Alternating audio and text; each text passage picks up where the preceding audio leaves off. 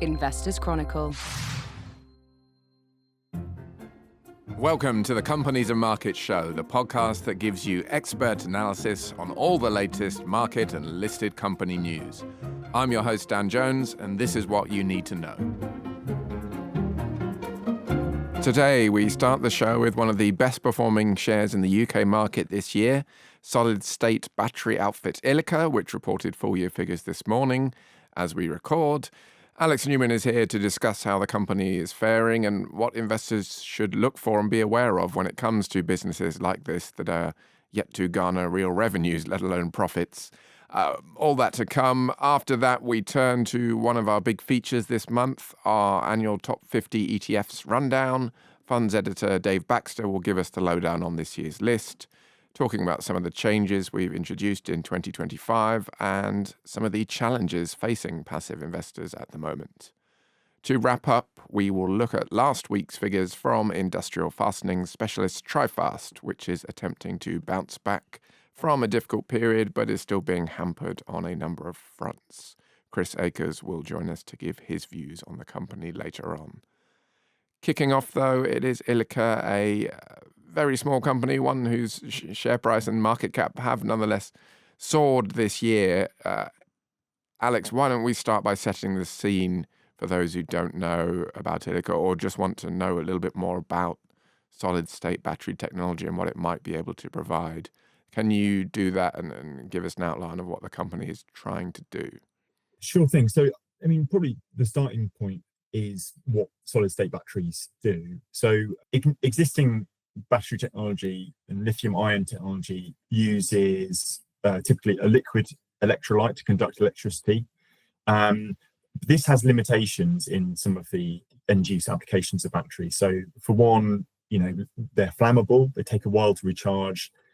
They've got limited energy density and sort of short useful lives. So solid electrolytes or solid state batteries are much better on each of these fronts. They're higher performance, potentially better energy density, and are safer. But the trade-off, and that has been for a long while, and the reason why solid state batteries have, they've been kind of hyped but not properly commercialized, is cost and the manufacturing challenge. So, potentially better energy density and performance is really still secondary to the cost per power generated by lithium-ion batteries. Okay, so that's the sort of technology. And Ilika is a spin out of Southampton University. It's been developing solid-state technologies for 2 decades now. It is focused on two areas, which I won't go into too much detail, but very quickly, the oldest of these is it's called its Stereax battery, which are very small solid-state batteries which have a wide array of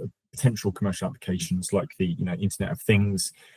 But the company is now concentrated on the implantable medical devices market. So think pacemakers, cochlear implants, where you can put a battery in with a much longer life that has potential benefits in terms of surgical intervention and increased life in the body. So it's partnered with a company there, incidentally one of 3i smaller portfolio companies, a medical device company called Certec, to sort of explore routes to commercialization. The second, potentially slightly bigger market is its Goliath battery. So these are for use in electric vehicles. And the promise here is that a battery with similar or better energy density than the batteries that we currently have in electric vehicles, that can better able with sort of higher heats and more robust, less flammable, and has faster charging. That potentially removes the need for all this ancillary safety technology that you have to build in electric vehicles around regular lithium-ion batteries. And here Ilika is working with various car makers, equipment manufacturers, who are kind of inspecting its technology at the moment, potentially with a view to license it in the coming years. So that, it's sort of in a nutshell, is what Ilika does and what it's hoping to do in the future. Indeed. Why don't we talk about the reason for the share price run-up this year? When we're talking about early-stage companies and very small market cap companies, it doesn't necessarily take that much for the shares to take off. But can we talk a bit about some of the renewed interest over the past few months or so? Yeah. Yeah, so I mean, there's a couple of things. I think there's a general trend. I think sentiment towards electric vehicles of all stripes and their associated suppliers, I think it continues to improve.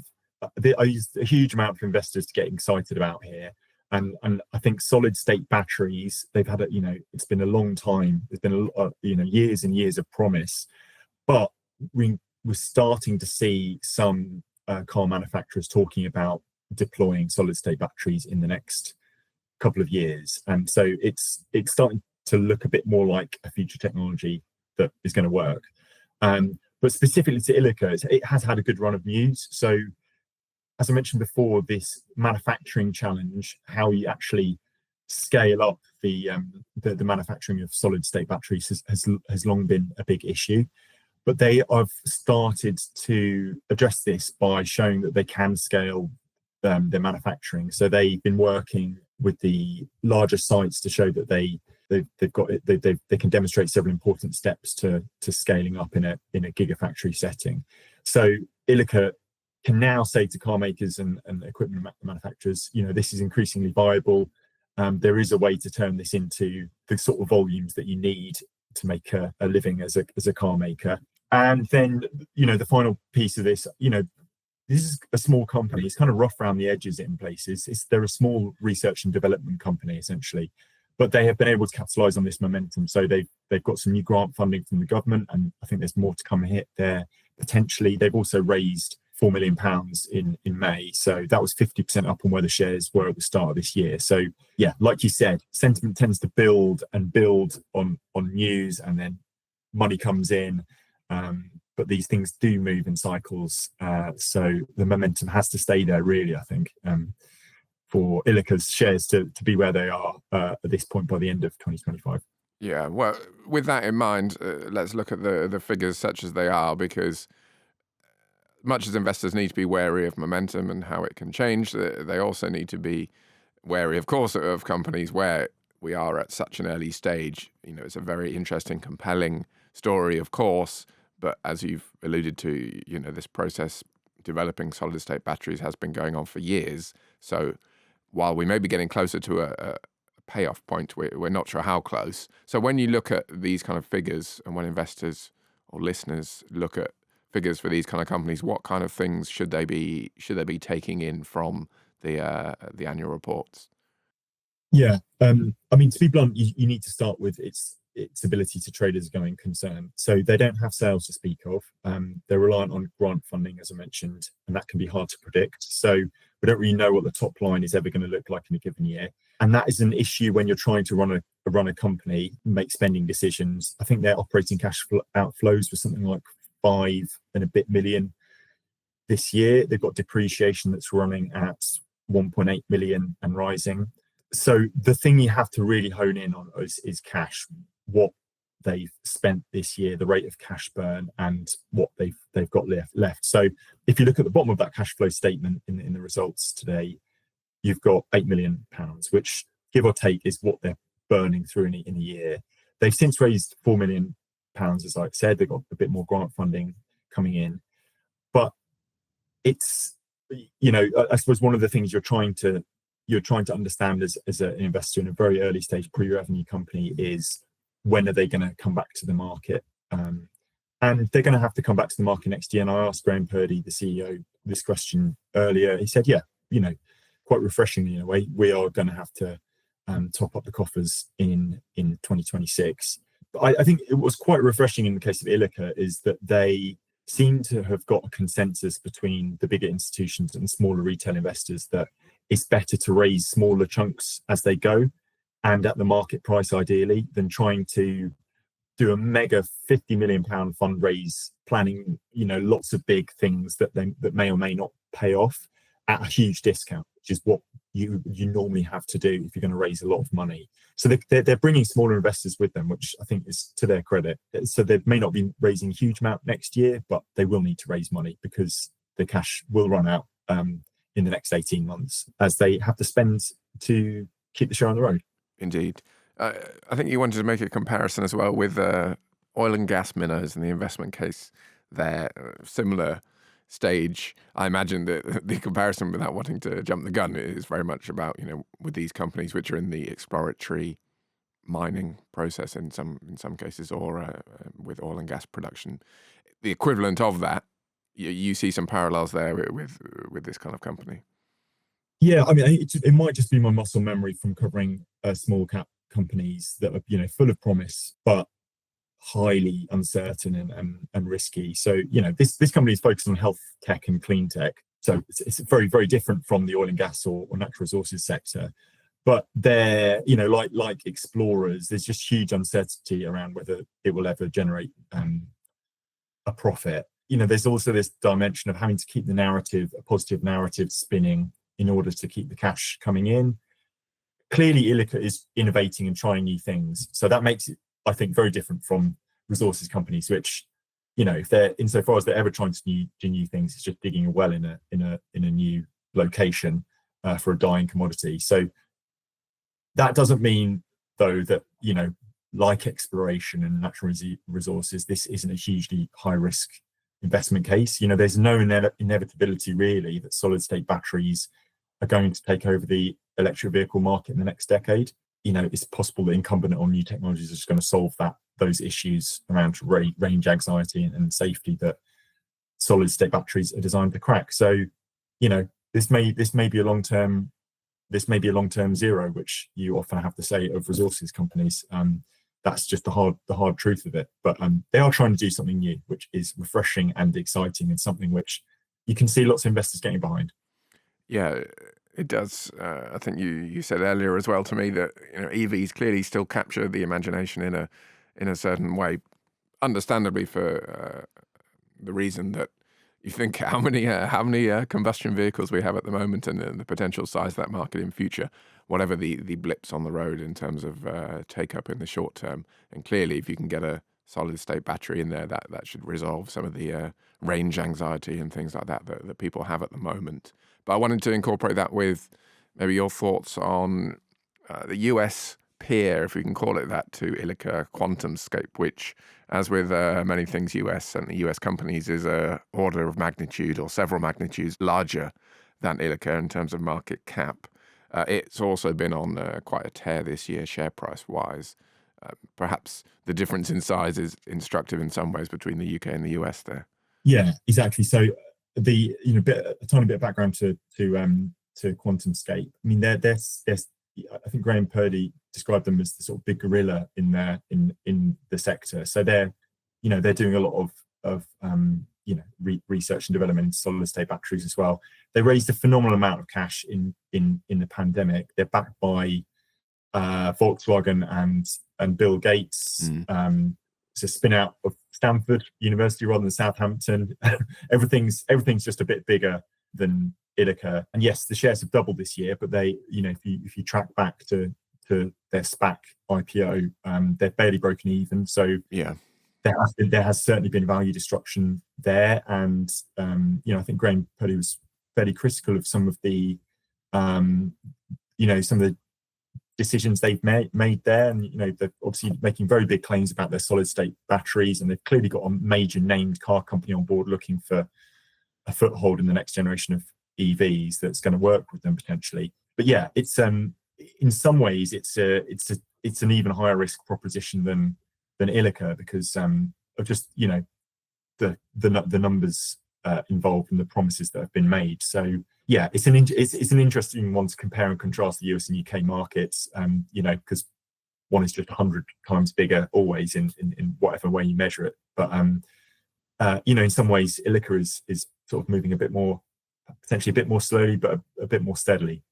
Yeah, indeed. Yeah, QuantumScape, I think last year as well, that Volkswagen partnership really attracted attention when it did receive a royalty payment from Volkswagen. I mean, clearly, as you say, I think they have a 25% stake in the company too, so it's there in their interest for QuantumScape to develop. But comparing and contrasting there is worthwhile. Why don't we wrap up by talking about valuation, if we can do such a thing? I mean, given all that we've said, how should investors consider the company Ilika this is now as they approach it middle of July now, share price having run up a bit, looking at these figures?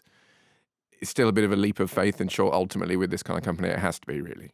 Absolutely, yeah. I mean, I think, is such a thing possible in terms of valuing this company? Not really. In May, their broker raised the target price from, I think, 83p to 133p on the back of that fundraise.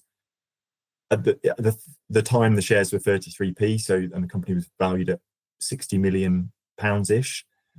And I mean, I'm sorry, but that sort of target price adjustment is just meaningless. I mean, you've got some extra cash, a little bit of extra cash, a little bit of extra runway, but that's not 80 million pounds of value. So if you're trying to pin some sort of sense on the valuation, it comes down to two things: the very hard assets, the cash, how much time that buys you, and the intangibles. So right now you've got the shares 44p, market cap's about 75 million pounds, cash at say 10 million pounds. So if you assume the news is positive and they're going to keep raising cash at around this level, those are two big assumptions, but they've been doing that over the last year, then you're paying 65 million pounds for the intangible assets. But this company's had staying power. They're progressing with their targets. They're an innovative small team. That's that has its own value. Can they ultimately make money and realize any of the valuation in the company? Who knows? It's a really, really hard one for valuing a company like this. But it's an option on a slightly unproven but very exciting future technology. And sometimes that's a 10x, 100x future story. It's sometimes, and potentially often, a lot less than what you're going to be paying for now. So that's the deal that investors have to size up. Indeed, yeah, one to weigh up there as ever. Well, clearly it's a company that is doing very well right now, share price-wise, and attracting more interest, and we will undoubtedly return to it for better or for worse later on this year, or perhaps next year when a bit more of its future has been revealed. For now, though, we're going to turn to one of our big stories of the year, the annual Top 50 ETFs rundown, published last week.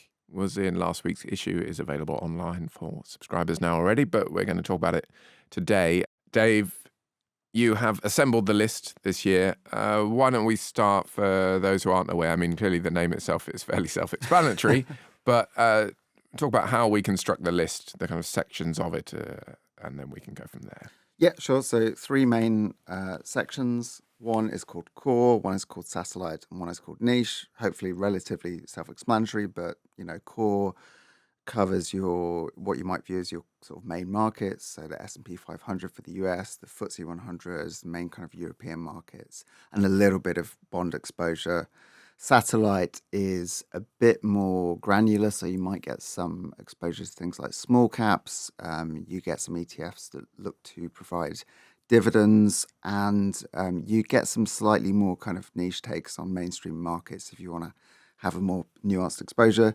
And the niche is even more specialist. We have some thematic funds in there, and we have some commodities. Indeed. So we've been running this list for over a decade now, 15 years, something like that, a bit longer. 12 years. 12 years in between. And each year a little bit changes, it's fair to say, although these are building blocks for a long-term portfolio, and you have your S&P 500 ETFs, things like that. But when we're trying to suggest the very best of the best out there, we are going to change some of those suggestions occasionally. That has happened again with a few this year. Can we give a bit of insight into why, and maybe give a couple of examples of where things have changed? Yeah, so maybe as a bit of context, we tend to look for ETFs that target, the relevant markets that, come with the kind of lowest headline fee. And normally they need to have a decent amount of scale, because that lowers your kind of trading costs, which we can get into a bit later. But yeah, we've changed a few names. What's been interesting here is often we don't end up really changing the core names, because everything there is so cheap. If you're getting an S&P 500 or MSCI World Tracker, you should already have a very cheap price. But in the last 2 years, really, we have been switching out a few of these options, simply because there's been this big price war waging. So I think maybe 18 months ago, Spider SPDR slashed the price on their S&P 500 ETF, and that's kind of prompted loads of activity with US ETFs and also with global ETFs. So we've switched out a few names there, basically, which have been the main changes. And then elsewhere, we've dropped a couple of names here and there in order to simply introduce some more interesting options. It's interesting, isn't it, that you do still occasionally get those changes when, as you say, prices are already so low. We're talking 0.05% here for some of these funds, but clearly they can go lower still a little bit now and then. And we should say, if it's not been implied already, that clearly this list is a passive focus list. There are active ETFs out there, but maybe we'll get on to why we're not including them now, despite that being a big area of growth, certainly for the providers, or the providers hope it will be. This is very much about tracking certain indices, and therefore price is a chief criterion of what we're doing. But equally, it's not only about price, is it? There's also, you've got to consider the asset allocation of the funds, which indices they're tracking, and how they differ from one another, and things like that too. Yeah, definitely. That's very important, especially with, I suppose, kind of the satellite options and more granular stuff we look at, because there are very different ways to do those more kind of granular approaches. For example, we include some dividend ETFs and they have different methodologies. The way they classify something as a dividend or a good income stock can be quite different from fund to fund. So you could end up with two dividend ETFs, but they're actually holding completely different shares, even if they're ostensibly tracking the same markets regionally. Yeah. So, for example, some are quite racy. They have loads of energy stocks, that kind of thing. And then some are more focused on, the ones we tend to favor are a bit kind of slow and steady, and they focus on companies that have maintained or increased their dividends for a fair chunk of time. Rather than having those really high starting yields, which are at risk of changing or being cut. What about one of the big issues or certainly it was a few months ago, who knows about now, but for passive investors this year has been the reappraisal, of course, of the US market, certainly around the time of Liberation Day, quote unquote, when we saw the huge sell-off in markets, clearly, and in the US in particular. Suddenly people were thinking a little bit more about an issue which they are probably aware of already, but hadn't really been an issue, i.e. that the US is such a big part of global markets, 70%. So if you have a global tracker, you're effectively just buying the US market. This list, our top 50 list, already had some options for those who wanted to dial down the US a bit, and we still have some of those in the list. Can we talk about those? Yeah, we've kind of tinkered with the list over recent years to address, I suppose, a couple of issues. One is the global being very US heavy, and the other is, I suppose, the US being very kind of Mag 7 or big tech heavy. So I think a couple of years ago, we introduced a kind of equal weight US ETF to try and offset the over-reliance on the biggest names. And then this year, we've, sort of to look at the kind of global issue by introducing one of the MSCI World X USA ETFs that are out there. A few of them launched in recent years. And it just, I suppose, gives people the option to, rather than having, an MSCI World fund with, say, 70% in the US, you can instead have this, and then you pair it with your own dedicated US allocation.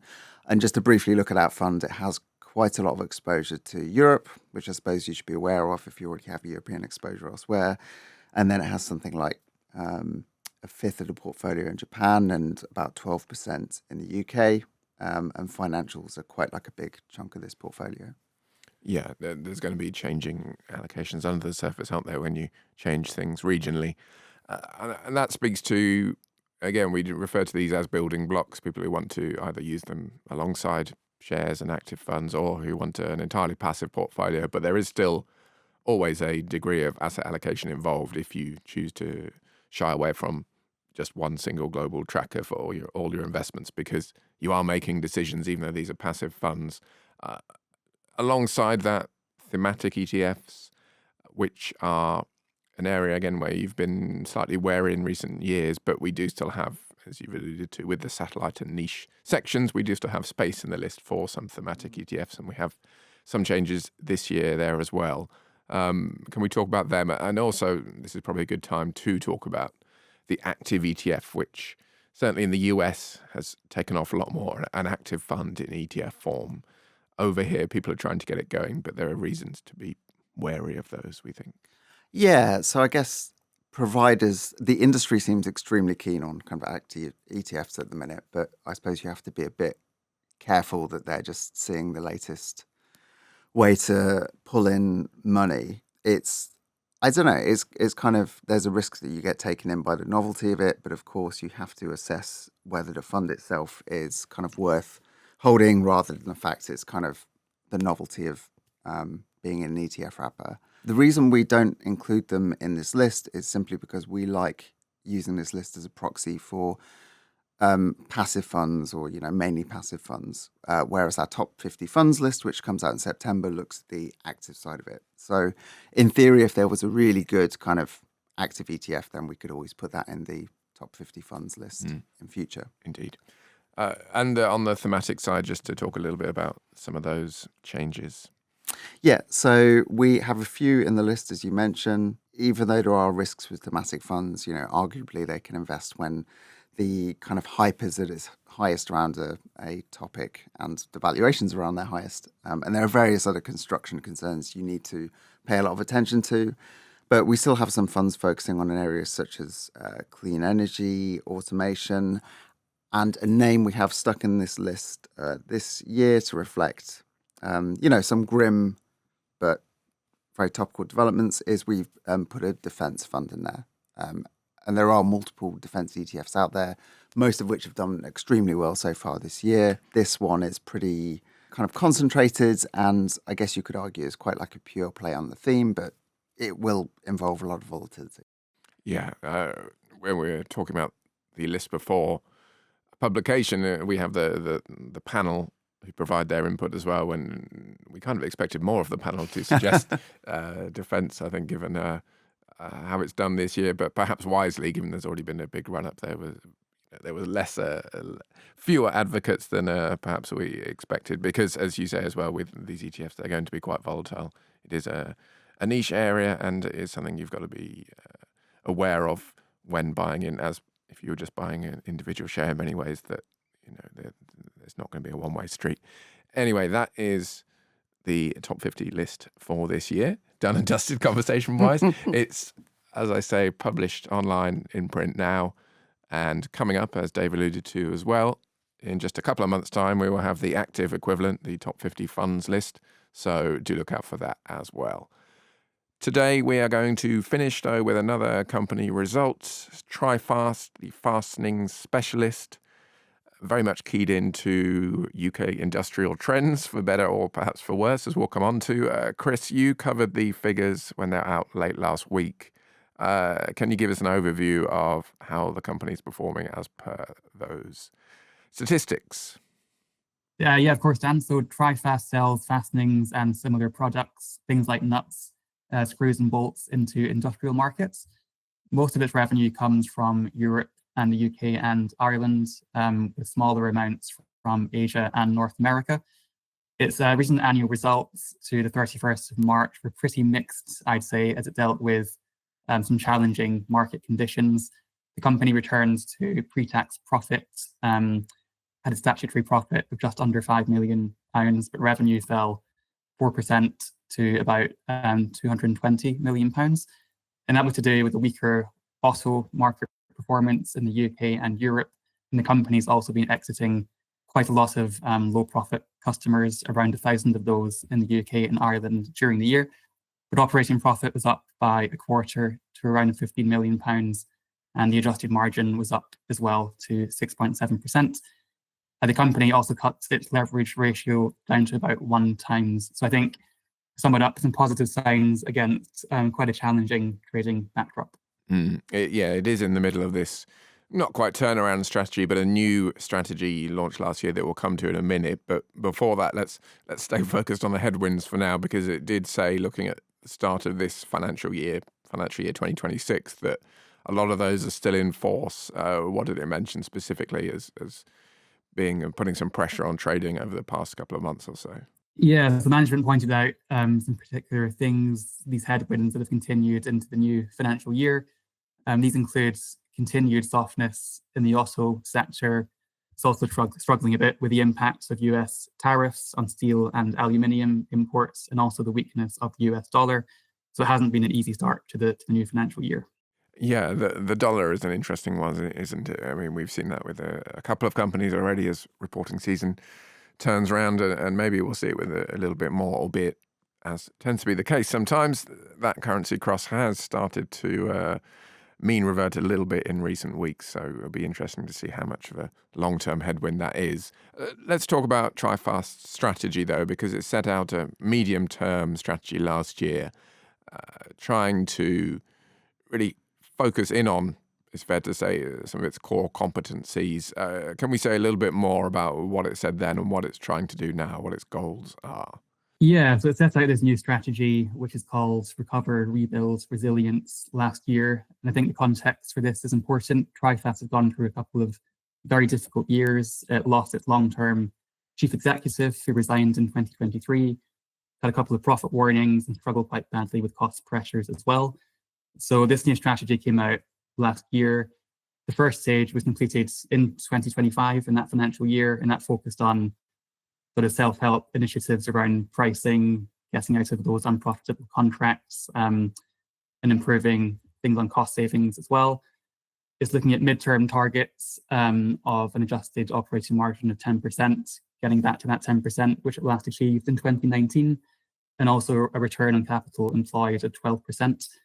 And over the long run, it's looking at sustainable double-digit margins and return on capital employed as well. In terms of the markets, it's now focusing on, it's sort of getting into higher growth areas within its key target markets of automotive, smart infrastructure, which covers things like lighting and water distribution, and also medical equipment. And some progress there was evident in the recent results, with about 90% of new business wins coming from those areas. It's early days, isn't it? But some decent signs, albeit when you're facing some of the pressures, as we've spoken about it, there's only so much you can do in a way, some of those being UK general, commercial, or certainly industrial health of the industrial sector. And you look at PMIs and things still aren't firing on all cylinders. It's quite clear. Another issue at the moment, inevitably, is potentially tariffs. Management said in a trading update in April, though, that it would look to pass on, or had been passing on, costs to customers. So in some ways, the fact that it has the ability to do that is reassuring. Yeah, that is reassuring. So they did say that in April, I think it was, but there wasn't much sort of commentary around that in the recent results. So I think that's definitely something for investors to keep an eye on in the coming months. Indeed, and we'll see what the actual tariff outline looks like. Of course, the UK does have the deal with the US, and that's a 10% blanket tariff, so that's going to cause at least some changes to pricing, one would assume, but we'll see what happens in terms of other countries too. One thing you mentioned earlier, Chris, was the leverage ratio is down to 1x now, and the company said it's looking to be more dynamic with its capital allocation in light of that. So what do we think this might involve in future, or what's it alluding to there, perhaps? Yeah, so I think the company here is talking about looking at some bolt-on acquisitions in those sort of higher growth target markets that we're speaking about, to try and improve the operating margin. The dividends was kept flat in the latest year, and there hasn't been sort of share buybacks or anything. So when it talks about this more dynamic approach to capital allocation, I think the focus is really on, actively looking at these bolt-on acquisitions and getting that margin back up. Yeah, one thing I saw as well, you look at, again, this kind of rejuvenation strategy, working capital, things like that. They're trying to improve the efficiency there and turnover rates, things like that. But there's a way to go there, I think it's fair to say. But the idea clearly is to right-size the business, get everything in order, and then hopefully await a slightly better commercial backdrop. How do we see the valuation of the company in light of all these competing trends? Yeah, the valuation is interesting. So the shares are currently on around 11 times forward consensus earnings for 2026, and that falls down to just 8 times for 2027. And on the face of it, that obviously doesn't look too demanding and is sort of much cheaper than where the rating's been over recent years. But I guess that has to be considered in the context of long-term share price weakness. So the shares are down by about 40% over 5 years, given what we discussed with profit warnings, losing the chief executive, etc. They're also down by around 15% this year. So I would say the company's got quite a lot of work to do to convince about its new strategy and the new direction.